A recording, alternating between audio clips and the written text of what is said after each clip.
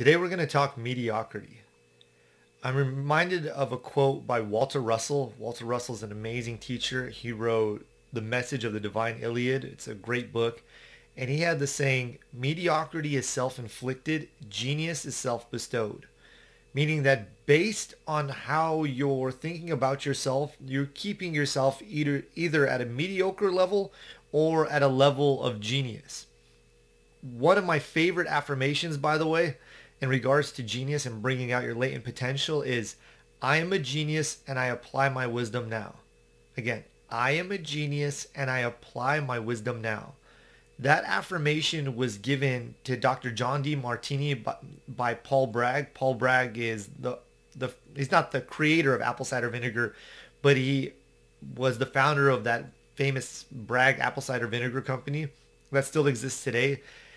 So basically, John D. Martini was told that in school that he had a learning deficiency, and he by chance managed to meet Paul Bragg, and Paul Bragg told him, essentially there's no way. The infinite intelligence of the universe is within you. Say this affirmation to yourself daily to bring out your latent potential. And it's, I am a genius and I apply my wisdom now. Now going back to mediocrity, my old Reverend Michael Beckwith of the Agape International Spiritual Center, some of you might know him. He's the guy with the dreadlocks in The Secret. He used to say that mediocrity attacks excellence. And I agree with him. The mediocre mind is a dangerous mind. They want to bring you down, they being mediocre people, want to bring you down from a level of excellence down to their level. Instead of them rising up and doing their inner work and making whatever changes that they need to make, they instead will attack you, sometimes outright via insults, and sometimes it'll be subtle via backhanded compliments, gossips, ways such as that. So be aware of who you're sharing what you're working on with, because someone who's mediocre isn't going to want you to succeed. Someone who's excellent, when you share what you're working on with that person, people who are excellent want to see you succeed. They want to see you grow. They want to see you do well because they're excellent, and they've cultivated a consciousness of success, and they want to see others do as well. Others do the same as well. Everybody that I know that's really successful got there in an atmosphere of cooperation, of joy, of love, typically. There might be a few here and there that found scandalous ways to become successful, but they're few and far between. The people who I know that are really successful admire people who want to be successful as well, because they see in others what's within themselves. Now, there was an additional point I wanted to make in regards to mediocrity and success. Oh yeah, your peer group. Who are you spending your time with? If you don't have people right now in your life that are excellent, at the very least, start to read books, autobiographies by people that are successful in your field, or who are doing what you want to do, or who are just living good lives.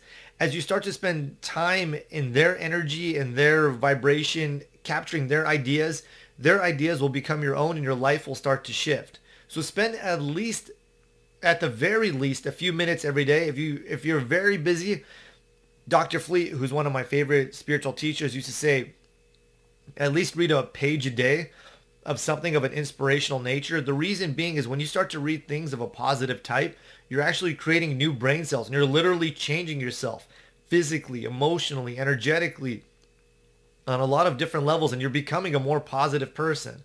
So at the very least, read something of a positive nature every day, and start to spend less and less time with those people who are mediocre.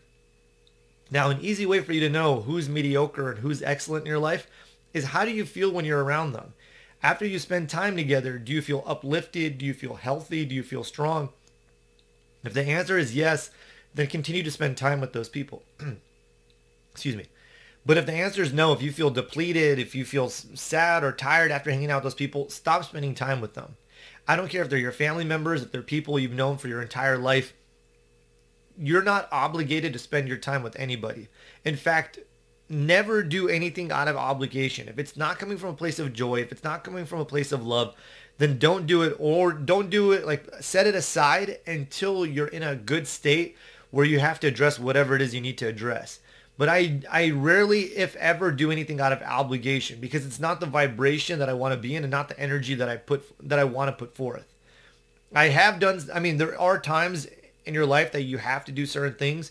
For instance, I've worked at certain jobs as stepping stones to get myself where I needed to go. And even though the job wasn't the most enjoyable, I brought to it the best energy and I would say approach, for lack of a better word, that I could, knowing that that was just an intermediary until I got to where I wanted to go. Now, I spoke about mediocre people and excellent people. There's a lot of people that are average out there. And I don't mean in terms of their character. I'm just talking about in terms of the results that they're getting in life. And those people, they're typically good people who want to do better. And if you show them better paths, a lot of them will take it. And if you, for whatever reason, fall from excellence to below average, or even if you're starting to fall from excellence, they want to see you do well and will help you to get back to your excellent level. So I would say they're people who are, their excellence potential is starting to be cultivated. Usually they've left mediocrity. They don't want anything to do with that. And if you give them some assistance, they'll actually end up becoming really excellent in whatever field that you're assisting them with. So again, mediocrity is self-inflicted. Genius is self-bestowed. Start to tell yourself how great you are. Tell yourself, I have a mental attitude of greatness. I am the best in my field. I am number one. Dr. Fleet, again, he used to say, cultivate an attitude of success. See yourself as a winner. Show yourself everyday images of you succeeding in life and of you doing well. Your subconscious controls your beliefs, your habits, and your bodily functions. And over 90% of what you do is subconscious. So you want to show yourself images of you succeeding, of you doing well, and back those images with feelings so that they get impressed on your subconscious.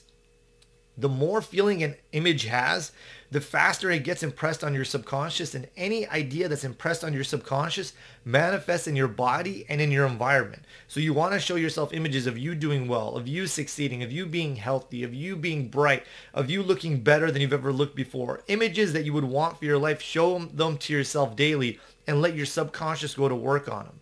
So many people are relying on willpower. They're trying to grind it out. Don't be like those people. Imagination is greater than willpower. Don't work against yourself. If somebody has an idea of failure in their head and they're trying to force themselves to go to work every day to earn money, they're going to be in conflict with themselves.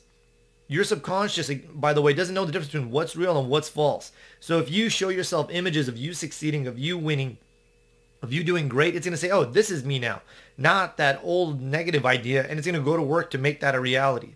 So don't rely on willpower. Rely on imagination. Also, Neville Goddard, he's one of my favorite teachers. He talks about the difference between imagination and visualization is a difference between success and failure. When you show yourself images, actually feel them. Get into the feeling tone of what the end result of what you want to see would be like. The reason being is, again, the more emotion that an image has, the faster it gets impressed on your subconscious. You don't want what you're showing yourself to stop at the conscious barrier between your conscious mind and your subconscious. You want it to get impressed on your subconscious and manifest in your body and in your environment. So give it some emotion. It's as if, here's the conscious barrier to your mind. For those listening to my podcast, just imagine that there's a barrier between your conscious mind and subconscious. And the idea that you have, the more emotion it has, imagine the idea is a nail, and the more emotion that you have, that's the hammer's swing coming down on the nail, and it's just going deeper and deeper into your subconscious.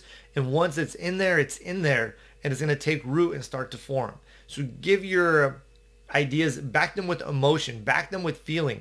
Also, this causes you to put out a greater vibration, a greater energy and amplitude, which will land on, this vibration will land on people who are in resonance with it, who will bring to you what it is you want. So feel the feeling of the end result of what it is you'd like to see and watch your life transform. You are great. There's greatness within you. There's greatness within everybody that's watching this or listening to this talk. All you have to do is call it forth, bring it forth. Your subconscious is the ultimate supercomputer. It knows how to make you great. It knows how to make you successful. Your job is just to decide that you want to be successful and begin showing these images to your subconscious and let it go to work and create its miracles, so to speak, in your life.